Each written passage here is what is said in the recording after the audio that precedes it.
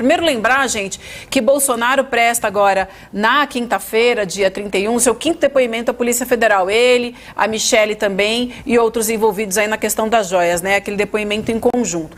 E aí a Michelle, numa tranquilidade, embora tenha depoimento aí marcado quinta-feira para a Polícia Federal, aproveitou um evento do PL em Pernambuco para fazer sarcasmo e deboche com a história das joias, que aí foi o que o Lênin comentou agora há pouco, o tal Mijoias. Mas vamos assistir aqui o vídeo e depois vocês comentam, por favor.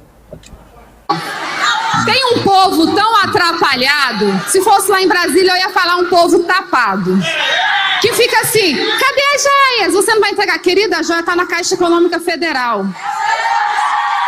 Mas vocês pediram tanto, vocês falaram tanto de joias que em breve nós teremos lançamento. Mijoias para vocês. Ela está cada dia mais solta, essa mulher... Ela é um perigo carismático. Escreve o que eu tô falando. Eu falo sobre você vai estar animada assim presa, né, gente? Porque, inclusive, a Michelle responde vários inquéritos. Vamos ver se a animação toda vai acontecer quando ela estiver na colmeia, talvez, né, Demore? Não, teve um N2 que eu falei sobre isso, a gente estava conversando com o Chico Pinheiro e também com o Chico Sá, e perguntaram, né, quem eu achava que tinha potencial eleitoral. E eu falei de cara a Michelle, porque é evidente, gente, ela é mulher evangélica, ela é uma mulher bonita, o que conta muito para o eleitorado brasileiro, né, ser vista como bonita, né, branca, bonita, assim. Enfim, bonita, entendo como quiser, né? Gosto de cada um, mas enfim. E ela tá sendo treinada, ela tá de liderança feminina do PL, tá aí, ó, tá falando cada vez melhor, tá mais solta, não por acaso está mais solta sem o Bolsonaro oprimindo ela no palanque também, que faz uma diferença enorme, né? Então, cuidado com ela. E claro, isso aí, né, Edu, isso aí é o ataque à melhor defesa, né? Isso é como, na semana passada, o advogado do Bolsonaro dizer que vai pedir as joias de volta pro TCU. Isso aí a gente pode ser lido como desespero, né? Claro, você não tem mais o que fazer, você parte pro deboche, parte pro desespero, né? Nada disso, imagino, vai adiantar no processo que ela vai responder depois judicialmente por ter se apossado desses bens. Agora, eu só queria falar duas coisas muito rápidas em relação ao que o Lênin falou. Primeira delas, um barco enorme está passando na CPI dos atos golpistas, foi divulgado já desde a semana passada, a Elisiane Gama falou que não era bem o que ela tinha dito e tal, mas as coisas estão se encaminhando sim para uma passada de pano para os militares, parece que vão tentar fazer indiciamento só de alguns militares, tomando aquilo como se fosse ação de lobos solitários, foi a expressão que foi usada, né?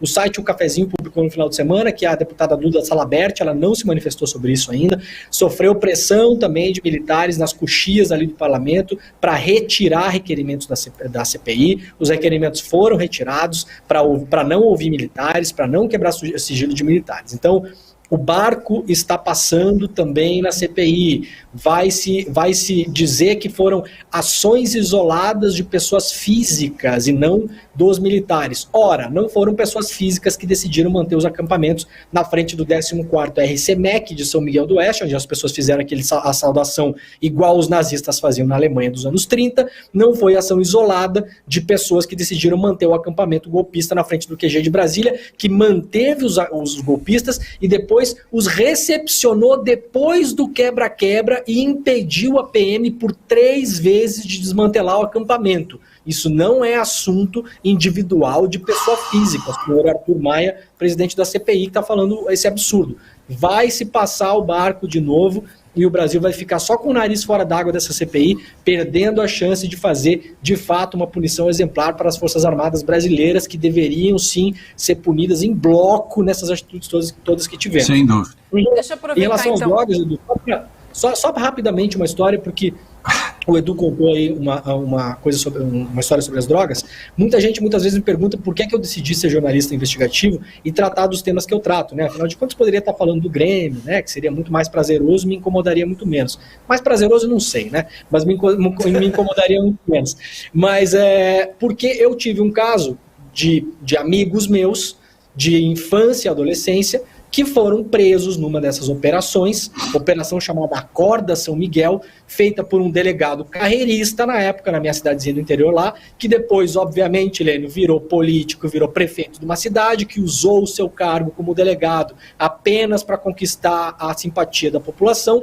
Prenderam amigos meus de infância, amigos de adolescência, uma galera inteligente, uma galera que era músico, tinha um cara que era luthier, que construía instrumentos musicais, tinha um outro cara que depois conseguiu refazer a vida a duras penas, teve que sair da cidade, não era mais bem visto pela população. Um monte de galera que eventualmente usava droga no final de semana para se divertir, foram para cadeia, ficaram anos, alguns deles foram ligados a traficantes do PCC, um negócio completamente absurdo, um monte de escuta telefônica, e aí, claro, muitos deles acabaram com a vida, alguns deles depois seguiram no mundo do crime, porque foi o que sobrou para essa galera, porque não eram criminosos, foi o que a vida deu para eles, o que o Estado, que a instituição deu para eles, de só, fica aí com essa sobra aí, eu já coloquei você na carreira, agora você siga, e aí muitas pessoas tiveram a vida destruída, tiveram que se refazer, claramente eram usuários recreativos de final de semana, e aí detalhe, Lênio, que uma coisa que o Edu falou,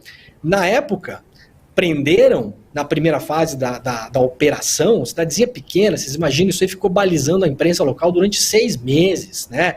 A guerra às drogas, não sei o quê. Prenderam quase 50 pessoas.